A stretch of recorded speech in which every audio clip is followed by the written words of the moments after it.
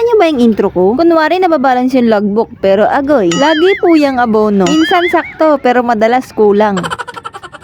Hello, hi mga nay! Isa na naman pong bagong araw sa inyong lahat. Pasensya na nga po pala kung ngayon na lang uli nakapag-upload. Ilang araw din kasi ako nagmuni-muni at hinanap muna yung motivation ko para mag-voice over. Adoy, ang daming alam. Aminin mo na tinatamad ka lang.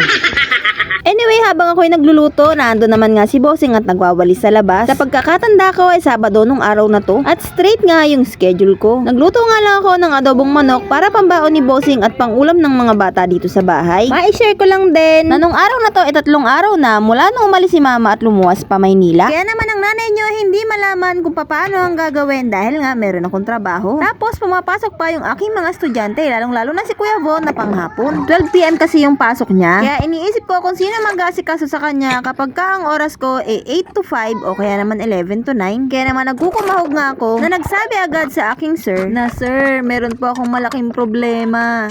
So ayun na nga, for the kwento ang nanay nyo kung ano nga nangyari. At dahil biglaan nga ang mga pangyayari, nag-request ako na kung pwede panghapon nga lang yung pasok ko. It means 1 to 9 lang yung kaya ko talagang schedule. Kasi nga kailangan ko kasi kasuhin yung aking estudyante. Yun nga lang, syempre makakompromise yung shifting ng aking mga ka-work. Kaya ayun, for the pasok ang bagong trainee. So ang inahan ay hanggang Sunday na nga lang at magpapahinga muna. Meron kasing bagong itatayong grocery, kaya yun nga sana yung aking papasukan sa susunod para pwede nga akong panghapon lang. So ayun, for the final decision na nga at syempre, ilang araw nga na mawawala ng trabaho ang inahan. Adoy, good luck sa mga parcel mo, Inday.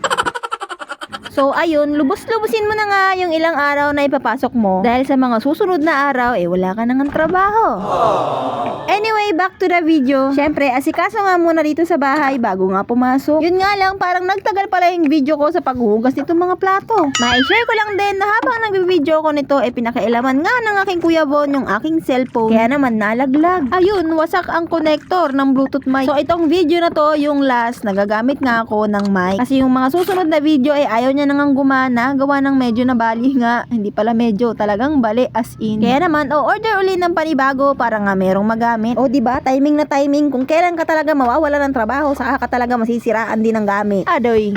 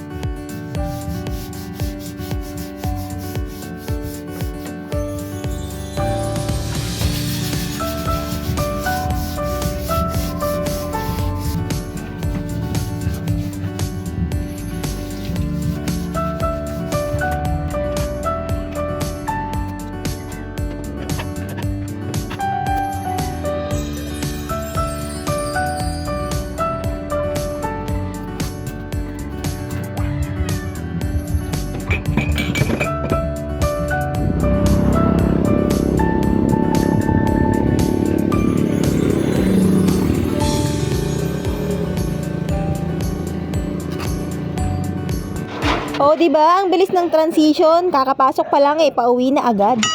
I-share ko nga lang din pala yung ginagawa ko kapag closing bukod sa paglilinis. Pagkatapos nga ma-balance itong mga nasa logbook at malaman kung medyo na short nga ako o meron akong sobra, saka pa nga lang ako naglilinis. Yun nga lang madalas natatagalan nga ako sa pagko-compute nito at hindi na nga ako nakakaabot sa paglilinis dahil minsan nga o talagang hindi lang minsan madalas na nasi-short talaga yung aking budget. Ewan ko ba kung bakit, siguro minsan lutang ako tapos mali yung sukli ko. Ako nga yung mas mabilis na nakagets nito kaya ako yung madalas na gumagawa. Yun nga lang, madalas din sumasakit yung ulo ko lalo na pag hindi ko mabalanse. Pero anyway, maraming salamat sa iyo kung nakaabot ka sa part na to ng video ko. Sobrang na-appreciate ko po na pinapanood nyo yung aking video hanggang sa matapos. Kahit na madalas puro paglilinis lang naman talaga yung content ko. Kahit halata namang hindi naman masyadong nalilinis yung bahay namin. Alam nyo naman yung bahay namin, butas-butas. Pero pasasaan ba't darating ang panahon, gaganda rin to. At kayo ang magiging saksi sa pag-unlad ko. Dito ko na nga po muna tatapusin tong video na to. Hanggang sa susunod na video po. Thank you for watching!